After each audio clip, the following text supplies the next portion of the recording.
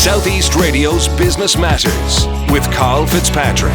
Southeast Radio. Welcome back to Southeast Radio's Business Matters with me, Karl Fitzpatrick. Well, since it was established in 1985, Senator Windows has become one of Wexford's greatest success stories. With its 35th anniversary fast approaching, Owen Power, the Managing Director of Senator Windows, joins us now to discuss the success which the business has sustained for more than 3 decades. Owen, while Senator Windows has been in existence since 1985, your association with the company dates back to February 2017. So prior to joining the company as its Managing Director then, where had your own career path taken you? My career started in Waterford Crystal a few months ago now, where I started in the distribution centre there, and I worked my way through customer service, sales support, and then ultimately into retail development. So it all has an interest in sales and marketing, and I suppose Waterford Crystal was a fantastic place to start. From there, my time in Waterford Crystal, I moved to Waterford Stanley, another Waterford company.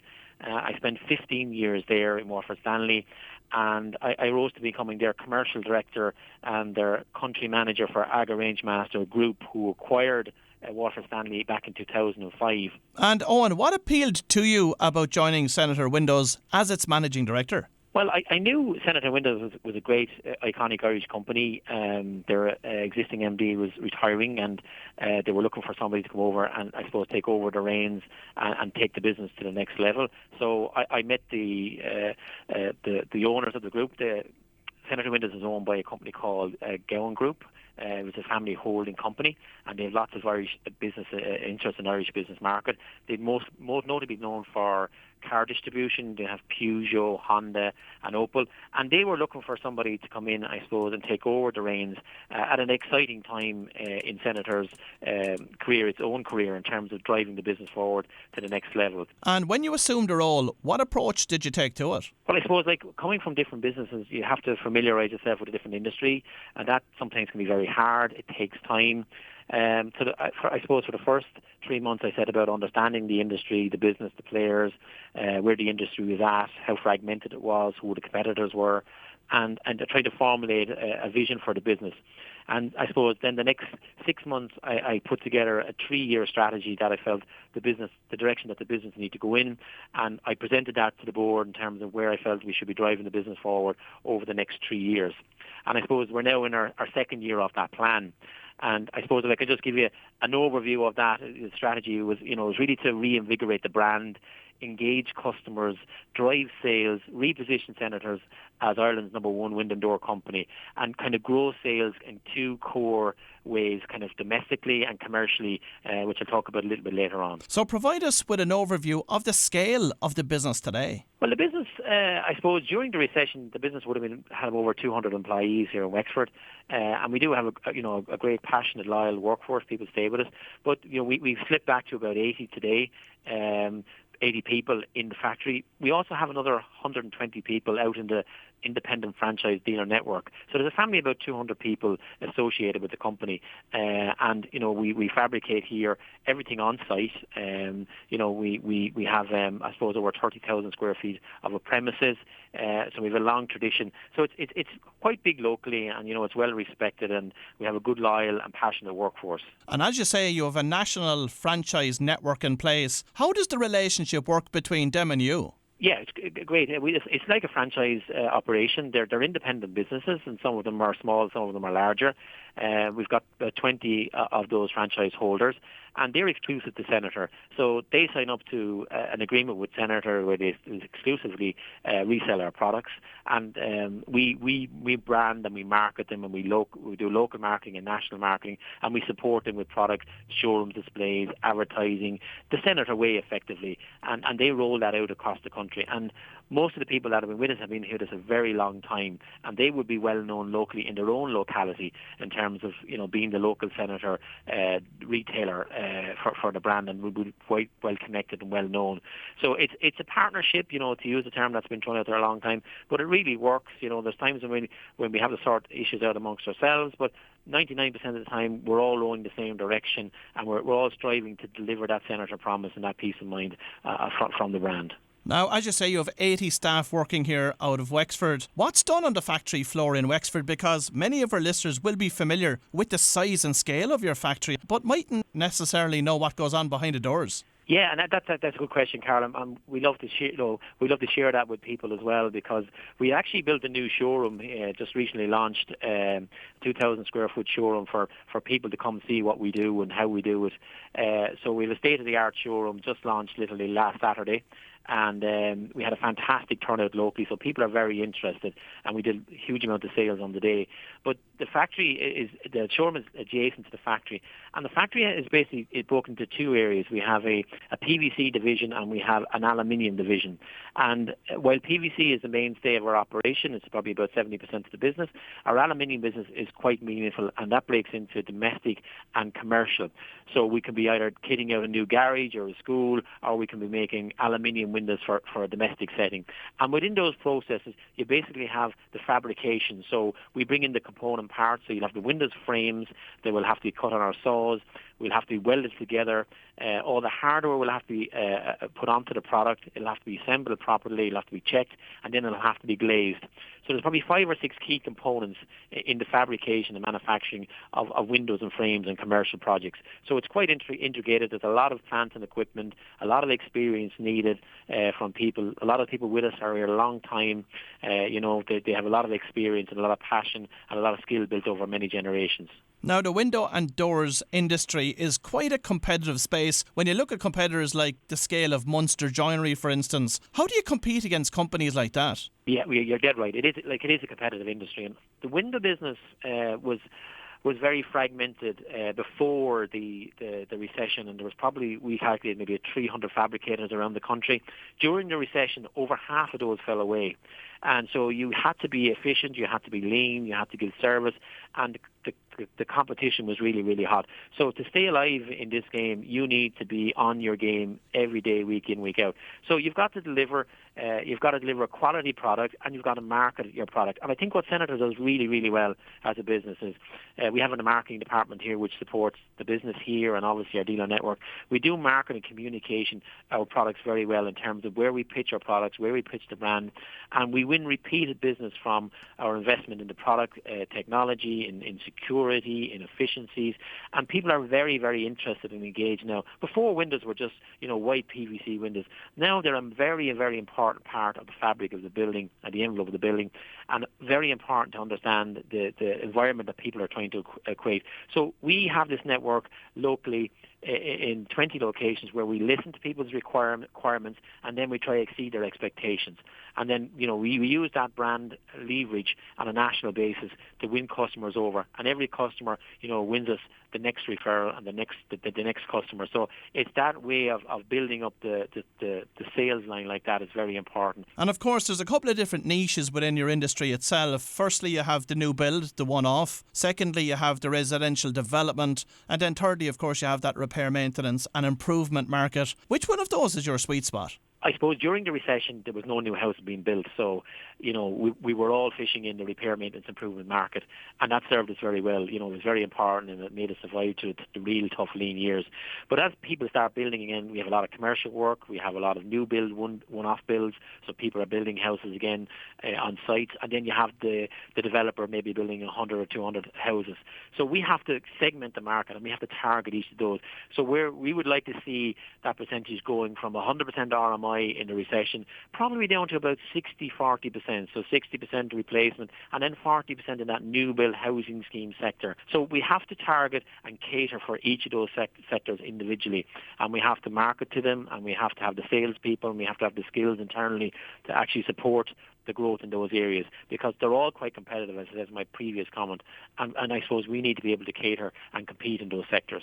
And how important of a consideration is energy efficiency from a consumer and homeowner's perspective today? Well, it's very, very important, Karl, because the building regulations are always changing, and the building regulations are changing again on the 1st of November 2019. And a lot of people mightn't know that. There's a new regulation coming out called NZEB, and it's NZEB, and that's nearly zero energy buildings. and that's law from the 1st of November, where your house has to achieve an A2 BER rating. So when you're building or a new home in particular or a housing scheme, the fabrics or the materials that go into the envelope of that building are very, very important.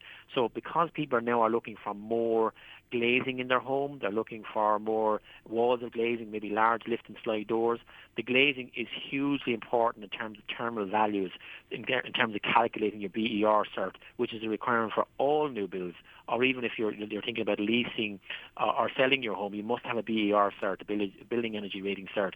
So that whole area has moved on in leaps and bounds over the last 10 years, and it's very important that, along with our partners, we're innovative and being able to again exceed those targets, which I'm glad to say that, Senator Windows, all our windows are NZEB compliant, and, we'll be ready to do business after the 1st of November. And Owen, on that basis, have you seen a shift in considerations from double to triple glazed windows? Good point, Karl. Absolutely. Yeah, as the standards go up, we've seen a lot of people using triple glaze to get those energy values down, and there's a couple of benefits of triple glazing. One is that they can give you improved U values. They can also help, with high performance windows, you want to make sure that you don't overheat an environment in the summer, so you can have very good insulation, but you could have a very uncomfortable living space in the summer months. So the glazing that goes into them is very, very important. And triple glazing has also acoustic benefits in terms of reducing noise, in terms of wherever you're living. So that's very important. So we would see probably about 30 to 35% of our business now being triple glazed versus double glazed, and I can see that in the next 5 years, totally flipping over to 30% triple glazed. So I think it's definitely a trend that's here to stay, and it's going to be important that people appreciate that and understand that. It's amazing how the trends have changed, because we don't have to go back too far, Owen, to see lots of new houses adding a conservatory, most of which, of course, were never used because in the summertime they were too hot, but in the wintertime they were too cold. Exactly, and I think again when designers now look at houses and housing, one-off new builds in particular, and housing estates, they're taking that into consideration. And we see a lot of people now. I mentioned it earlier, and this is a little bit of the Dermot Bannon effect, as we all look at the TV on a Sunday evening, and we see the programs like Room to Improve, and you're seeing walls of glass and big bifold or lift and slide doors. The back garden is coming into the kitchen and the living room are all one big room, and these are the spaces that people are looking to create. They want to feel proud about those, and that glazing has a huge impact on the energy performance of that space. So it's critical that when you're going along a project or about doing a project like that it's well thought through. It is critical thinking if you're starting an extension, a new build project in particular that you have, or even a large refurbishment where you want to change the existing windows. It's very important to understand: do you want more light? Do you want to reduce sound? Do you want to keep heat in? Do you want to keep cold out? Do you want to keep solar gain to a minimum? So it is got much more complex than it would have been old, view of just PVC white windows that might have been there, 2 generations ago. So it is a big consideration. And of course, another main consideration for people when they're thinking about doors and windows is security. So how do Senator Windows approach that? Yeah, security has always been important for Senator Windows, and we would have the latest locking technology. Like for example, we have a new door lock which is up to a 10-point locking system, and it's exclusive to Senator Windows. So when you lock that door, there's 10 different bolts engaging and creating that compression in that door. So, and people, we see people's, what are their top 3 things that they come in and talk to us in our showrooms around the country? Is it price? Is it security? Is it energy efficiency? It's all of those things. And for somebody, security might be number 1, because they want that peace of mind when they lock the door that it's locked. Or it might be price, or it might be efficiency. So we have to cater for all those needs for our consumers, and security, I can tell you, is right up there. So we would use shoot-bolt technology, and we would use our 10-point locking system on our doors to give that extra security. We would be saying they're burglar-proof, you know what I mean, in terms of, people trying to get at them. They're very, very, very hard to get through. And using that technology and that quality of product, it gives people that peace of mind that they're looking for. Is there many companies in Ireland in this space bringing windows in from overseas? Not really. There's a lot of fabrication. There are a couple of trade suppliers. What you do tend to see coming from overseas is more of the aluclad windows, which are more of a timber-based window. So most of our fabrication of frames would come from supply from the UK in terms of profile. So we seem to be following on from the UK style of window. In Europe, you tend to have different type style windows. They're more of a tilt and turn window, if people can understand. I suppose more of a hotel bedroom window. You see that tilt and turn. So window styles in Europe tend to be different to ours. Ours tend to follow more of a British design and feel. Owen, what have you done to prepare for Brexit? Yeah, we've done quite a bit to prepare for Brexit, and we've had a couple of different starts. March 29th, now it's the 31st of October, that may shift. A couple of things we have to do is understand our supply lines, where our product comes from, and where our product comes from our suppliers. In the interim, I think what a lot of people are doing is stocking up. So what we're doing is stocking up. So we're going to have plenty of stock in the short term. We have agreements in place with our existing supply bases to make sure that product will keep flowing. I think there will be some natural disruption and confusion around a break in the Brexit, or a disruption in Brexit on the 31st of August. I think we'll work through that. I suppose we ought to have done some analysis in terms of price positioning in the marketplace and what the impact on tariffs would have, on currency movement would have. So we've done some sensitivity analysis around the positioning in the marketplace and how we need to support that and support the dealers. We've also looked at product sourcing and, do we have 2 or 3 sources for critical components? So we've done a lot of work getting ready for Brexit. There's no good Brexit. Everybody knows that now. We all wished Brexit didn't happen. I think the biggest challenge for us will be, the initial disruption and then the impact on consumer sentiment and confidence in terms of purchasing. And some of those things are outside our control, but things that are inside our control, we've done a lot of prep work, and we're feeling we're confident that we're well able to deal with it and move through it. While it will be disruptive for everybody, we will be able to work our way through it. And in terms of the business itself, Owen, what are your growth plans for it over the next 3 to 5 years? Yeah, as I mentioned earlier, we have a 3-year plan, so we're through our first year, which went exactly according to plan. Second year, good, business is up, business is strong. Brexit is a concern for everybody, for all industries, and I think everybody fully appreciates, the risks around that. But putting that aside, we plan to grow the business over the next number of years substantially. So I would imagine, in the next number of years, we'll be increasing our workforce again by 20 or 30%.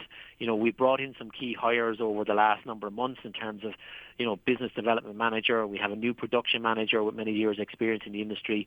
We have a senior project manager who's joined us for commercial aluminium, and we're going to be adding to our IT support and our marketing department over the next number of weeks and months. So we're gearing up for a longer run in terms of growing the business here in Wexford. Well, if you've just tuned in, that was Owen Power, the Managing Director of Senator Windows, and I would like to thank Owen for joining me on this morning's show. Southeast Radio's Business Matters with Karl Fitzpatrick. Southeast Radio.